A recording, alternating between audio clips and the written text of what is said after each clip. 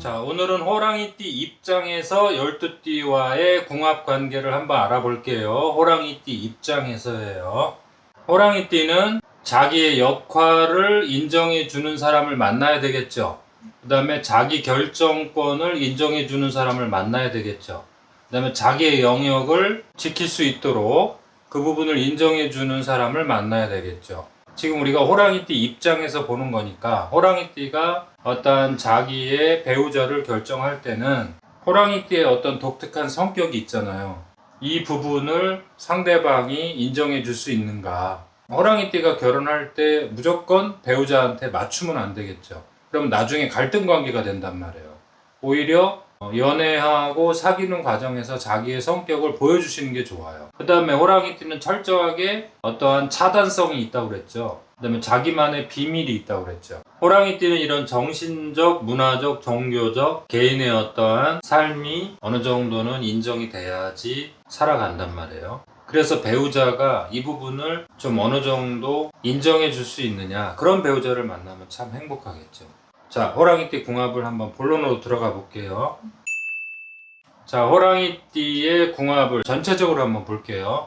호랑이띠와 양띠는 귀문 관계이고, 호랑이띠와 원숭이띠는 육충 관계이고, 호랑이띠와 닭띠는 원진 관계, 그 다음에 호랑이띠하고 개띠는 삼합 관계, 호랑이띠와 돼지띠는 육합 관계, 그 다음에 호랑이띠와 쥐띠는 잿살 관계, 호랑이띠하고 말띠는 삼합, 뱀띠하고는 형살 관계, 용띠하고는 방합, 토끼띠하고도 방합, 호랑이띠는 삼합이고 방합이고 두 개의 합이 생기네요. 그 다음에 소띠하고는 상생관계. 자, 이 내용을 한번 자세히 볼게요. 자, 호랑이띠하고 양띠는 귀문관계죠.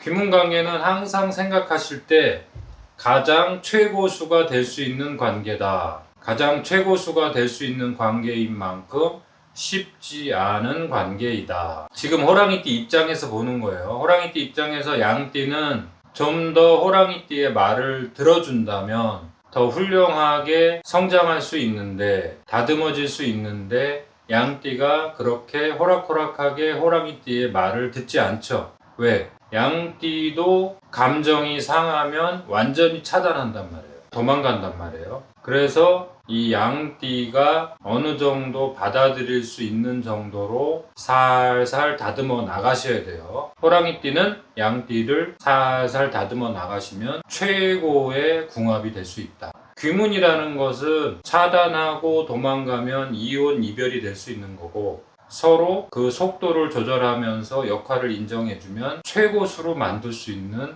궁합이란 뜻이에요. 그 다음에 호랑이띠와 닭띠는 이제 원진 관계. 서로 갈등하고 서로 오해해서 서로 섭섭한 마음에서 거리를 둔다. 서로 완전히 부딪히면 좋겠죠. 완전히 부딪혀서 좀 풀 건 풀고 용서할 건 용서하고 그러면 좋은데, 원진 관계라는 것은 어느 정도 서로 예의를 지키면서도 서로 안 맞는 부분을 갈등하기 때문에 오히려 그것이 더 멀어지는 원인이 될 수 있잖아요. 그래서 원진 관계는 더 조심해야 되겠죠. 호랑이띠 입장에서는 닭띠가 보이죠. 닭띠가 조금 더 어떻게 하면은 부가가치가 높은 사람이 될 수 있고 사회에서 더 멋있는 실력 발휘를 할 수 있는 게 호랑이띠 입장에서는 보인단 말이에요. 그래서 닭띠한테 조언을 하는 건데, 닭띠가 40대 이후에는 더 분명하게 자기 틀이 있단 말이에요. 그래서 호랑이띠가 그 닭띠의 기질을 미리 꿰뚫어 보셔야 돼요. 그래서 어느 정도는 자유를 주면서 닭띠한테 조언을 해줘야지만이 닭띠가 받아들인단 말이에요. 이 부분은 호랑이띠가 꼭 이해하셔야 돼요. 그렇지 않으면 원진 관계가 발생해서 갈등하고 이별까지도 갈 수 있다. 그 다음에 조율관계라는 건 뭐예요? 막상막하라 서로 한쪽으로 끼울지 않는단 말이에요. 역시 여기 보세요. 조율관계에 뱀띠가 있죠. 그 다음에 쥐띠가 있죠. 호랑이띠하고 막상막하란 말이에요. 호랑이띠 입장에서는 뱀띠하고 쥐띠가 발전할 수 있도록 조언을 해주는 거잖아요. 왜? 호랑이띠는 상대방의 장점을 정확하게 찾아내고 상대방의 단점도 정확하게 찾아내는 능력이 있단 말이에요. 그런 신령스러운 능력이 있단 말이에요. 자, 여기 보세요. 호랑이띠와 뱀띠 관계는 형살 관계죠.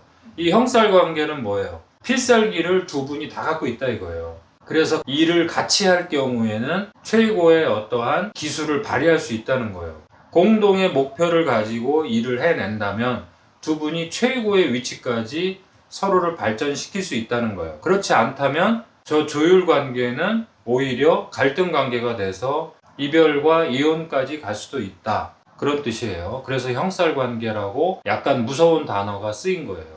서로 기질이 다른 것 같아도 스케일과 어떠한 목표에 대한 도전 능력, 그런 능력은 참 비슷한 면도 또 있단 말이에요. 자, 그 다음에 호랑이띠와 쥐띠의 관계도 여기 잿살이라고 써 있잖아요. 이 잿살 관계도 쉬운 관계는 아니란 말이에요. 호랑이띠 입장에서는 저 쥐띠를 더 멋진 자격증으로 세상에 쓰이도록 할 수 있는 그런 힘이 있지만 쥐띠들이 그것을 쉽게 받아들이진 않는다. 그래서 쥐띠의 어떠한 생활 패턴을 좀 인정해 주시고 대신에 이제 조언을 필요에 의해서만 딱딱 조언을 하세요. 쥐띠만의 어떤 개성이 강하단 말이에요. 그래서 호랑이띠가 어떠한 필요한 때에만 딱 조언을 해주시는 게 좋아요. 자, 여기는 이제 호랑이띠하고 소띠예요. 호랑이띠하고 소띠는 제가 상생이라고 써놨죠. 소띠가 간척지라면 호랑이띠는 개척지예요. 개척지. 그러니까 호랑이띠가 저 소띠의 간척지를 부가가치 높게 만들어줄 수 있잖아요. 간척지가 개척지가 된다면 얼마나 부가가치가 높아지겠어요. 그러니까 호랑이띠 입장에서는 소띠를 보면은 저 소띠를 발전시킬 방향이나 어떤 목표점이 분명히 정해진단 말이에요. 그러니까 소띠를 도와줄 수 있겠죠. 근데 소띠가 일을 진행시키는 속도나 자기의 어떤 능력을 발휘하는 방향이 호랑이띠랑 다르단 말이에요. 그래서 쉽게 말을 듣지도 않는단 말이에요. 그래서 소띠를 끌고 가기 위해서는 어느 정도 소띠를 칭찬도 해주면서 끌고 가셔야 돼요. 그래야지 호랑이띠의 목표에 도달할 수 있단 말이에요. 호랑이띠 입장에서는 참 저 소띠를 참 잘 단련해서 좋은 인물을 만들고 싶은데 소띠가 호랑이띠의 그러한 좋은 의도를 알긴 안단 말이에요. 알면서도 자기의 성향과 다르기 때문에 그러니까 호랑이띠는 저 소띠에 대해서 어느 정도 자유를 인정을 해주셔야 돼요. 소띠는 성실하고 규칙적이지만 대단히 또 자유 기질도 있단 말이에요. 그래서 그 부분을 인정을 꼭 해주셔야 돼요. 자, 그 다음에 여기 방합을 볼게요. 방합 관계는 호랑이띠 자신하고 당연히 방합 관계가 되겠고 호랑이띠, 토끼띠, 용띠가 방합 관계예요. 방합 관계라는 건 뭐냐면 같은 지역이다. 그 다음에 같은 일을 하는 사람이다. 이렇게 비유를 한단 말이에요. 그 말은 방합관계라는 것은 공통의 목표를 가지고 움직이면 좋다는 거예요. 생산이나 어떤 걸 만들어내기 위해서 뭐 어떤 걸 제조, 음식이라든가 이런 걸 만들어내기 위해서 공통의 목표를 갖고 일하는 분들 이러면 좋다는 거예요. 또 취미생활이 같으면 더 좋다는 거예요. 운동을 같이 한다든가 공부를 같이 하면 더 좋겠죠. 그 다음에 종교생활이 같으면 최상이겠죠. 그래서 방합관계는 그렇게 공통의 목표를 가지고 움직이시면 가장 좋다 이런 뜻이에요. 그 다음에 6충으로 가볼게요. 자, 6충 관계다. 누구하고? 호랑이띠하고 원숭이띠하고. 6충 관계는 왠지 충돌한다는 뜻이니까 왠지 무조건 나쁜 것 같잖아요. 그런데 실제로는 뭐예요? 제가 6충 관계는 자연계에서 가장 아름다운 관계라고 했죠. 가장 필요한 관계라고 했죠. 왜? 봄의 기운이 있는데 가을의 기운이 없으면 안 될 거고 오전의 기운이 있는데 오후의 기운이 없으면 안 되겠죠. 그러면 과열되거나 냉각이 될 거 아니에요. 자연계에서도 나무는 있는데 나무는 뭐예요? 호랑이죠. 그 다음에 열매는 뭐예요? 원숭이죠. 시간이든 공간이든 무조건 반대 에너지가 동시에 존재해야 된단 말이에요. 어느 한쪽이 추우면 어느 한쪽은 더운 쪽이 있어서 지구 전체가 온도가 일정하게 유지가 돼야 되잖아요. 그런 것처럼 인간관계에서도 육충관계가 가장 중요한 거예요. 호랑이띠의 기질이 있는 사람이 세상을 만들어 간다면 원숭이띠의 기질이 있는 사람이 또 세상을 만들어 가고 있어야지 이 세상은 균형 있게 발전한단 말이에요. 그럼에도 불구하고 왜 육충관계라고 했어요? 이분이 동시에 만날 경우에 동시에 한 공간에 있을 때는 서로 기질이 너무 다르단 말이에요. 근데 그 기질이 너무 다르기 때문에 뭐예요? 위대한 작품이 나온다고 했잖아요. 동시에 기질이 다르기 때문에 갈등이 생길 수도 있다는 뜻이에요. 서로 대립이 될 수 있다는 뜻이에요. 그렇기 때문에 호랑이띠는 원숭이띠를 작품으로 만들어낼 수 있고요. 그 다음에 원숭이띠는 그 호랑이띠의 그 능력을 받아서 자기가 작품으로 성장하니까 어떻게 돼요? 호랑이띠가 얼마나 보람이 있겠어요? 얼마나 삶에 의미가 생기겠어요? 그래서 저는 육충관계는 앞으로 인터넷이나 어떤 유튜브나 이런 내용에 나오는 것을 그대로 믿지 마세요. 육충관계야말로 가장 아름다운 관계다. 물론 갈등 관계와 서로 한 공간에 공존할 수 없는 그러한 반대적인 에너지이기도 하지만 어느 정도 관계만 인정해주고 역할을 인정해주면서 서로 약간의 거리만 유지해준다면 가장 멋진 관계다. 이렇게 기억해 주세요.